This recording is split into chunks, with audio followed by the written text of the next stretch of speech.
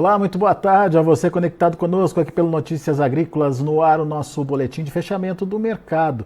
Um dia interessante para ser analisado, depois de perder aquele patamar dos $12 por bushel lá na Bolsa de Chicago, o mercado voltou a reagir hoje, reagiu de forma consistente, forte, altas de mais de 20 pontos nos principais vencimentos. Quais foram os motivos? Vamos perguntar para quem entende. Vamos lá na Agriinvest, onde está Eduardo Vanin, de olho nos gráficos, de olho nos números. Seja bem-vindo, Eduardo. Obrigado aí pela participação e ajuda a gente a entender essa movimentação positiva, o que de novo aconteceu no mercado, enfim, é para comemorar, não é para comemorar, precisamos ver se vai ter continuidade ou não, enfim. Conta pra gente os motivos dessa alta de hoje e a qualidade dessa alta. Veio para ficar ou não, Eduardo? Boa tarde a todos, tudo bem? Muito bom. Vamos lá, tentar explicar aí essa alta de hoje. Até estava falando contigo, né? Sou muito pé quente. Depois de muitíssimos dias de queda, você me pegou bem no dia da alta. Amigos, é isso aí. Então, 26 centavos de alta. Olha, eu poderia citar principalmente, falando de Chicago especificamente, duas coisas. Quem puxou a soja foi o farelo, subiu bem, e o motivo é a Argentina já tem uns dias aí que não está chovendo bem. Temos algumas, por exemplo, Buenos Aires, província bem importante, vai dar quase 30% da área da soja. É a província que menos tem recebido chuvas regulares. E agora, 10 dias de calorão, aquele calorão que nós passamos aqui, falando de centro-oeste, depois desceu esse calor para o Paraná, São Paulo e tal. Agora esse calor está lá com eles. Tomara que fique lá, né? E não suba para nós aqui.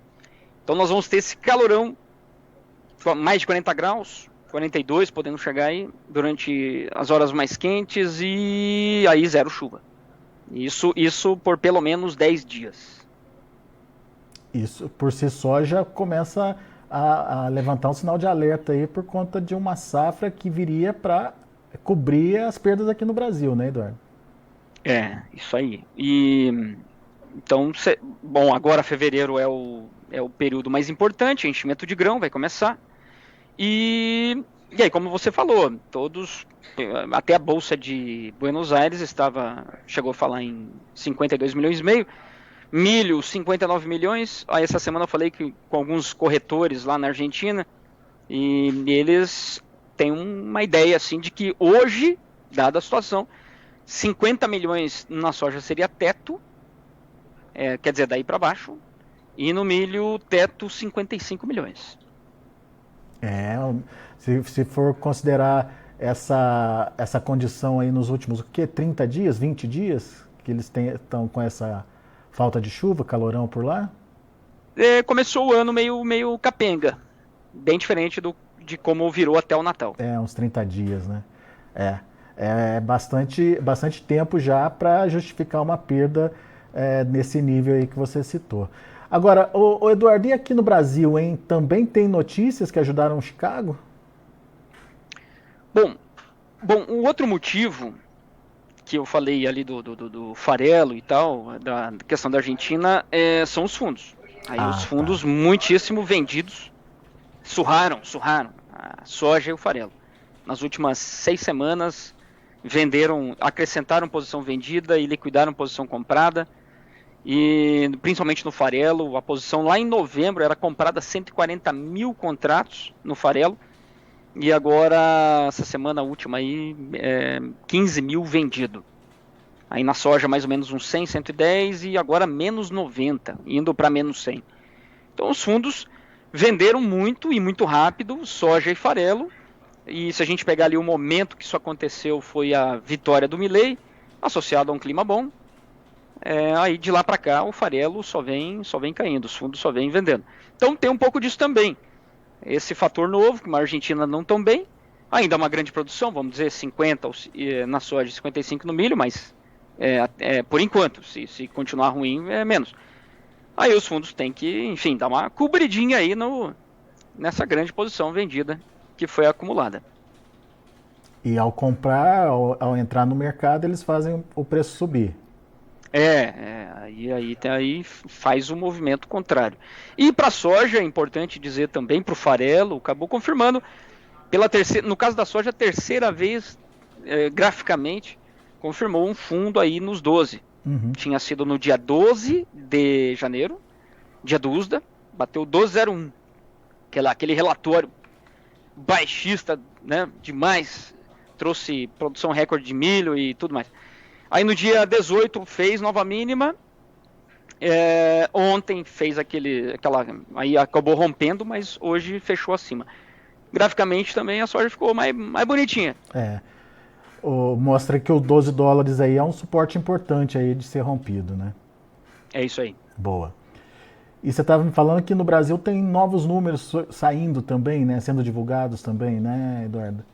Isso, ainda do lado da oferta, nós temos aí o DERAL hoje revisou para 19 milhões e 200 produção de soja, está em linha com os produtores que a gente conversa seguidamente, revendas, uma quebra no Paraná em relação ao passado de uns 15% de produtividade. Então, 3.800 quilos para 3.200, se não me engano. Enfim, Paraná, que para compor aquele, por exemplo, vamos falar da Conab. Para dar aquele número da Conab, 155 milhões e tanto, considera-se um Paraná com 21 milhões e meio, 21 e 700. Segundo o DERAL, está longe disso, 2 milhões a menos. E a gente sabe que o Mato Grosso do Sul e o Paraná tá no mesmo cenário. Muito calor ali, desde o Natal para cá, chuvas bem mal distribuídas e as produtividades têm decepcionado. Então eu diria que hoje, nos ajustes aí da turma, Paraná é menos, MS provavelmente também, e São Paulo menos também. Só que aí lá em cima, falando de Mapitobá, aí lá é mais. Inclusive hoje eu falei com um grande grupo que planta na Bahia, falou, rapaz, essa soja é uma coisa de louco. Para nós aqui, lá em dezembro, tá tudo perdido, não tinha recuperação. Aí veio a chuva e agora tá uma beleza que... Então esse produtor comentando assim. Então, Mapitobá provavelmente é mais, mas aqui para baixo é menos. Muito bom. Ô Eduardo, qual que foi o reflexo disso aqui para o Brasil, para os preços no Brasil? Olha, hoje se a gente pegar a paridade de exportação, o mercado interno não acompanhou isso ainda não, mas é que demora. Se a gente pegar aqui, Chicago subiu esse tanto, 26 aí centavos, o março. O prêmio, amigos, que coisa boa, subiu também, subiu 20 centavos no dia, tá bom? Ontem, prêmio março negociado a 130 abaixo, hoje 115 abaixo. Então, recuperou 15 centavos e tem rumores aí que pode ter saído um pouco mais alto do que isso. Lá no custo e frete, China, essa tarde, por exemplo, de manhã, o negócio renovou mínimas, aliás, do ano. Pela primeira vez, o prêmio da soja, posto China, foi negociado do lado negativo, pela primeira vez no ano, na temporada. Menos 5 sobre o contrato março. E agora, já de tarde, já tinha comprador no 0 e vendedor só no 10 positivo. Então veja, também subiu lá na China essa tarde. Então os prêmios deram uma recuperada junto com o Chicago, câmbio deu uma ajuda aí durante o dia, e aí a paridade de exportação melhorou R$4. Melhor variação positiva do ano. Vamos entender direitinho essa variação. Subiu em relação à paridade de exportação, certo? A paridade de exportação, que é o que? Chicago, prêmio e câmbio, subiu R$4,10. R$4,10. Não quer dizer, veja bem, não quer dizer que alguém pagou R$4 a mais. Mas se você fosse pagar na paridade de exportação, ela subiu hoje R$4,10 em relação a ontem. Eduardo, a soja brasileira ainda está competitiva? Esse é um ponto bem importante. Será que Chicago aí, tudo bem, falamos aí da Argentina, falamos dos fundos, falamos do graficamente, ela bateu um fundo. Agora sim, vamos ao fundamento.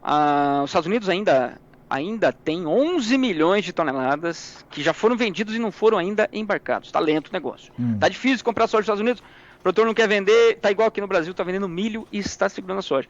Então a soja americana muito cara.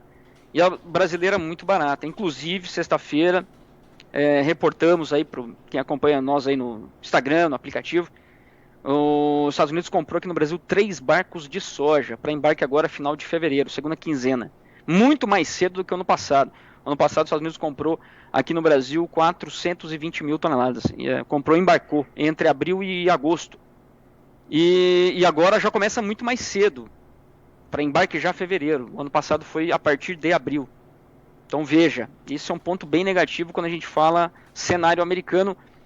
Confirma realmente tudo que a gente já sabe, que a soja americana está muito cara, inclusive dando conta para algumas processadoras nos Estados Unidos que poderiam estar comprando soja do interior nos Estados Unidos, mas como está caro, é muito melhor comprar soja aqui do Brasil.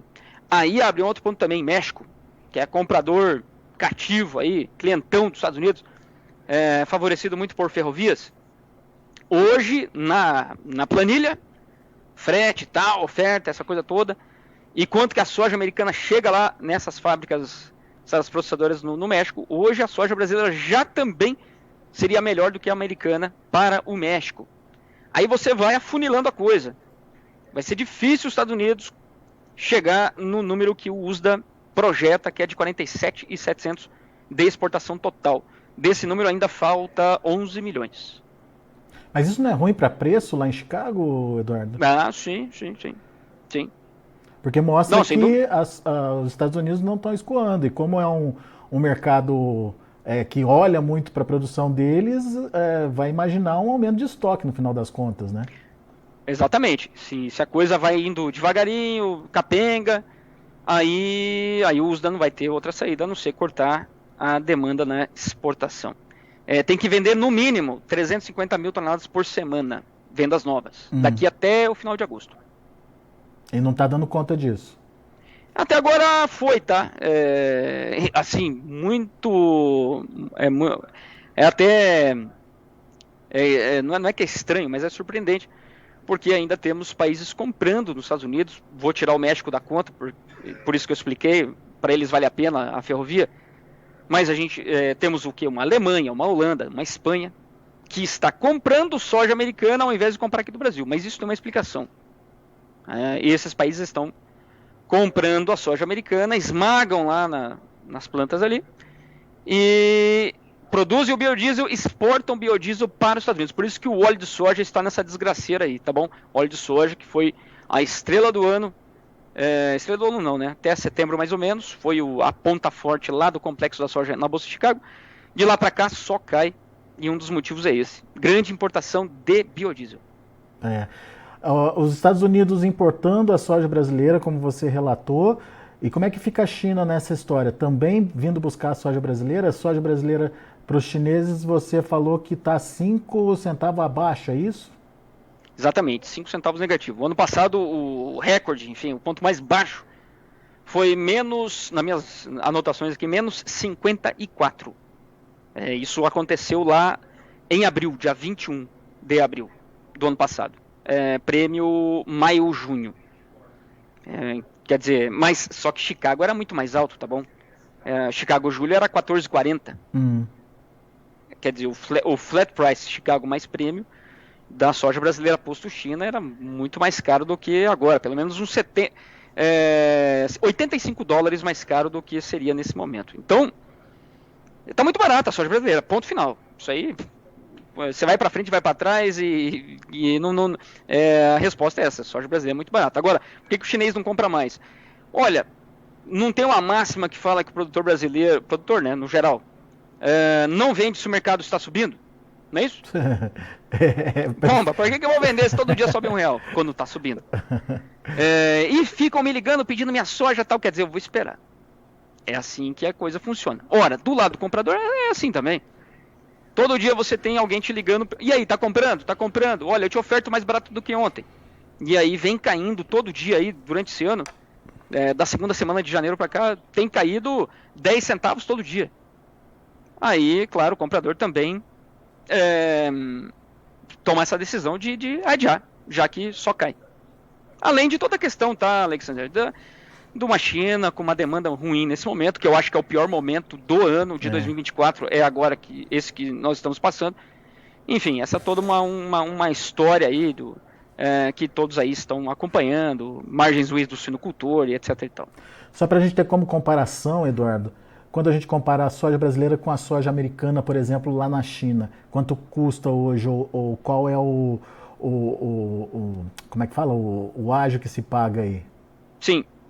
Bom, comparando as duas, por exemplo, para embarque março, $2,30 por bushel. A soja americana posto lá mais cara. Vamos lá, $2,30, isso vai dar a um câmbio hoje que 4,95, né? Então nós teríamos aí, ó, 4,95, R$25, amigos. Então a soja americana chega lá na China, R$25 por saca mais cara do que a nossa. Poxa vida. Eu não sei se ainda bem, porque na verdade quem está ganhando menos é o produtor brasileiro no final das contas, né, Eduardo? Pois é. Você tem uma combinação de Chicago em queda e o prêmio... Não é que... Ó, vamos lá. É importante esse momento para o produtor... Não é aprender, né? Não quero ensinar ninguém. Mas sempre tem algo a aprender. Então é assim. O ano passado, quem foi o vilão do preço da soja? Que fez a soja em reais cair. Caiu aí... Se você pegar de novembro... Olha lá. De novembro de 2022 até abril de 23... A soja caiu mais ou menos, Brasil todo, uns R$45 por saca. Quem foi o vilão? 2/3 dessa queda se deve ao prêmio. Aí o prêmio derreteu e explica 2/3 dessa queda, dessa 200, desvalorização. né? E Chicago 1/3. Tá bom? Isso já fazendo toda a conversão para o câmbio. Então o câmbio tá nessa conta aí também. Esse ano de 23 para 24, tivemos uma queda aí de novembro até agora de R$17 por saca. Sendo que 15% dessa queda se deve ao prêmio. Mais ou menos uns R$3 e pouquinho. E o restante, 80 e tantos por cento, 85%, é Chicago. Então, o que derreteu esse ano foi Chicago. Tá bom? Não foi o prêmio. O prêmio, na verdade, ele voltou para o nível que ele estava lá em novembro, quando Chicago era 14. Aí ele voltou para o mesmo nível, e Chicago, dos 14, está aí perto dos 12. Então é Chicago que caiu. Muito bem. Quer dizer, estamos vivendo uma história de falta de competitividade do mercado americano. Tanto milho quanto soja. Hoje os grãos americanos, qualquer um que você pegar aí, padece de competitividade. Fruto do quê? O rio Mississippi, lá no começo, questão das barcaças, depois canal do Panamá, aí agora o canal de Suez. Então o frete interno americano ficou muito caro por muito tempo, e o frete externo também aumentou. Aí não consegue, né? E o Brasil barato. Muito bem. Eduardo Vanin, tem perguntas aqui para você. Aliás, pessoal que está participando com a gente aqui pelo chat do YouTube, meu muito obrigado. Não se esqueça aí de fazer a inscrição no canal e deixar o seu like, o seu joinha aí é importante aí para nossa divulgação. E da mesma forma, usar as redes sociais lá da Greenvest, certo, Eduardo? Isso, depois eu quero fazer um jabazinho aí, se você me deixar. Claro. Vamos às perguntas aqui, depois a gente faz o jabá. Vamos lá. Tá bom. O Rodrigo... Combinado. Vamos lá. O Rodrigo Sapiaginski, eu acho que é isso. Boa tarde, Alex e Eduardo. A Evergrande já está superada ou os fundos podem ainda realizar para compensar perdas financeiras? Eu diria que é um desfecho de uma história de muitas lágrimas e fúria do chinês, que ainda tem, segundo os números aí, a Evergrande tem uma cacetada de apartamentos aí para entregar, quer dizer, já recebeu e não entregou. Então eu acho que é um desfecho de uma história que começou lá em 2021 e agora vem com essa ordem de liquidação, lá em Hong Kong pelo menos. Na verdade eu diria o seguinte, que é para pôr fim nas esperanças e nos processos legais que os estrangeiros estão tentando receber da Evergrande. Ponto final. Lá dentro da China, amigo, você quer me executar? Beleza. Então vem aqui, me executa, pega aqui o teu apartamento, que está lá no esqueleto, e boa sorte. Então, quer dizer, algo que não vai acontecer. Na verdade, eu acho que é parte da solução, na minha opinião. Mas tem outras construtoras que podem vir aí na carona, a Country Garden, que também tá mal das pernas, entre outras. Mas se a gente fala assim, qual é o impacto disso para o agronegócio? É muito ruim, porque você tem um chinês cada vez mais pessimista, machucado, com a mão muito mais fechada, o bolso mais curto, cinto mais apertado. E quando a gente fala de consumo de carne, tudo isso não ajuda. Boa. O Thiago comenta o seguinte: o problema é que tudo está em baixa, não é só a soja não. Dificilmente a soja irá subir sozinha em Chicago e as altas foram mais pela pandemia do que pelas secas. Eu acho que ele quer justificar o atual momento, né? É o Thiago? Thiago. Eu acho que assim, ele tá meio certo. A pandemia ajudou, sem dúvida nenhuma, aí veio a guerra, acrescentaria a questão da guerra. A guerra trouxe um pepinaço lá para o produtor americano em 2022, que foi a ureia extremamente cara, aí ele plantou menos milho, aí o milho subiu, aí puxou a soja. Então assim, tem outras coisas aí também. Depois, claro, ele tá certo quando a gente fala, o clima ajudou pra caramba, né? As três quebras na Argentina, sendo que a última foi a maior. Então é um mix de coisas. E agora a gente está no canal de baixa porque tudo isso foi revertido. Uma China crescendo muito menos, um clima foi ruim para nós, mas no geral o mercado ainda não precificou isso e é isso aí. Muito bom. Bom, chegou a hora então do jabá do Eduardo Vanin. Nem mais uma pergunta? Não, nenhuma pergunta, não. Então vamos ao jabá. Amigos, duas coisas, tá? Claro, falamos aqui de vários aspectos de fundamentos, mas por trás de cada fundamento desse tem um aprendizado, tem um conceito. E não podemos esquecer o seguinte: os preços, eles se movem, quando a gente pensa bolsa, que é o mais visual, que todo mundo acompanha, tem no celular e tal, eles se movem através de mecanismos que acontecem no mercado físico. Quem está barato, quem está caro, quem está comprando isso, aquilo, como é que está a curva, é uma curva que incentiva o comprador, o vendedor. Quer dizer, tem vários conceitos por trás desses movimentos de mercado. Nada acontece assim do dia para a noite. E aí, o que eu quero dizer aqui, é muito importante entender esses conceitos, para você poder também interpretar o mercado. Então a Agriinvest ela se propõe a trazer esses conceitos aí para a mesa, para o produtor, para o consultor, etc. Então, de duas formas. Uma é o nosso MBA, então quem estiver interessado, temos uma turma que vai começar em março, e temos agora, a Ancor lançou a primeira certificação do agro para consultores especialistas do agronegócio no assunto comercialização. Então vale a pena dar uma conferida, tá bom? É o Ancor Agro 100. É a primeira certificação, como tem várias certificações aí no mercado financeiro, não é? Gestor de fundo, isso, aquilo, tal. Agente autônomo, tem tudo isso. E agora nós temos, ainda bem, né? Mas fazia muito tempo que a gente precisava disso, agora ela vem com essa certificação. Então fica a dica aí. Vale a pena você estar entendendo como é que funcionam esses conceitos, até para entender por que os fundamentos estão assim ou assado. Eduardo, só para deixar bem claro, são duas coisas diferentes, o MBA e o Ancor, ou você fazendo o MBA você sai habilitado pelo Ancor? Como é que é isso? Duas coisas diferentes. Ancor aprova, se você tiver habilitado a fazer a prova, assim, habilitado em termos de conhecimento, vai lá, só se inscrever e fazer. Aí tem os assuntos lá que você vai ter que estudar. Então essa é a certificação. Legal. O MBA claro, se você fizer o MBA você vai viver esses conceitos da comercialização, vai estar habilitado a fazer a certificação. Mas não é a ideia não. A ideia aqui eu quero divulgar que realmente é algo importante para o Brasil ter essa primeira certificação para o agro no assunto da comercialização. Então são duas coisas diferentes. O MBA nosso e a certificação da Ancor. Perfeito. E como é que as pessoas podem ter mais informações? Nós estamos lá no nosso Instagram. Pode entrar lá, @agriinvest. Aí você vai ter lá informações do MBA e também somos apoiadores dessa certificação da Ancor. Aí tem lá também informações. Então entra lá, @agriinvest. Boa. Tá certo, Eduardo Vanin.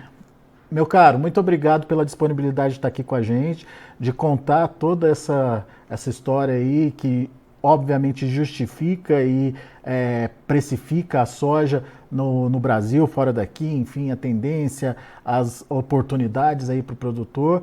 E parabéns aí pela iniciativa de trazer essa possibilidade do produtor ou do profissional se habilitar a comercializar o agro. Afinal de contas, isso faz a diferença. Hoje a gente tem um produtor que sabe muito bem cuidar da porteira para dentro e sabe eficientemente fazer isso, só que na hora de vender o seu produto está ali patinando, está ali apanhando bastante, por que não aprender também e para virar referência para o mundo, né, Eduardo?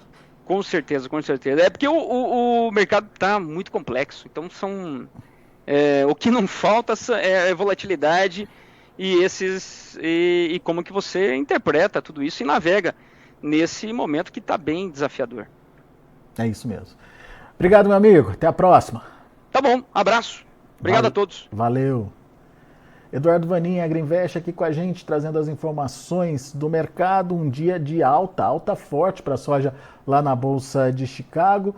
Alguns fundamentos aí estão ajudando nesse processo de alta. O Eduardo destacou a alta do farelo, que puxou o grão, obviamente, mas essa alta do farelo é puxada pela preocupação que existe hoje com a safra argentina. Já estamos aí pelo menos com 30 dias de problemas climáticos por lá, em regiões importantes de produção, altas temperaturas, falta de chuva e que já começa, na opinião do Eduardo Vanin, a comprometer a safra argentina. E o mercado acabou se atentando para essa situação também. Temos aí uma soja brasileira que está barata demais no mercado. A gente tem, por exemplo, empresas americanas comprando a soja brasileira porque é mais barato, obviamente por conta da localização ali na hora da exportação. E temos a China que tem um diferencial aí de $2,30 em relação à safra brasileira, comparando aí com a safra lá dos Estados Unidos, com a soja lá dos Estados Unidos, dando uma competitividade fora do comum aí para a soja brasileira. O problema é que os preços estão baixos por aqui, mas existe aí, dentro desse cenário positivo que aconteceu hoje, uma recuperação dos preços em reais. Pelo menos a gente viu o Eduardo contando na entrevista dele que tivemos a maior variação do ano, R$ 4,10, quando a gente calcula aí a alta na paridade de exportação. Então, temos aí algumas vantagens. A soja brasileira barata facilita o escoamento. Obviamente que precisaria estar um pouquinho melhor para o produtor brasileiro. Vamos ver como é que encerraram as negociações lá na Bolsa de Chicago. De olho na tela, você confere comigo. Março fechou a $12,18 por bushel, 24 pontos e meio de alta. O maio, $12,27 por bushel, uma alta aí de 22 pontos mais 75. O julho, $12,36 por bushel, 21 de alta. E o agosto, $12,26 por bushel, 19 pontos mais 25 de elevação. Boas altas, portanto, para a soja lá na Bolsa de Chicago. Vamos ver o milho.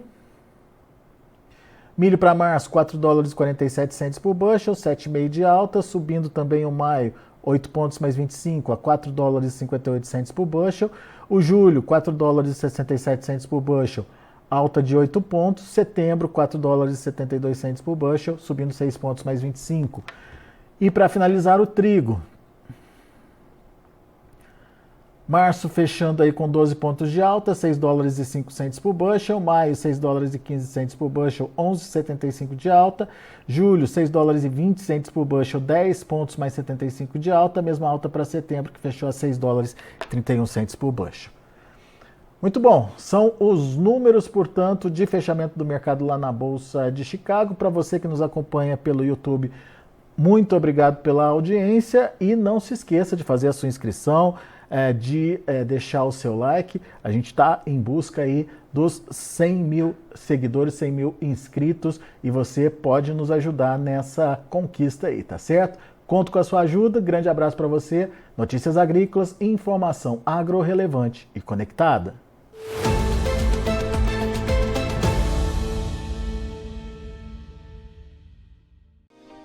Se inscreva em nossas mídias sociais. No Facebook, Notícias Agrícolas. No Instagram, @Notícias Agrícolas. E em nosso Twitter, @Norteagri. E para não perder nenhum vídeo, não se esqueça de nos acompanhar no YouTube e na Twitch, Notícias Agrícolas Oficial.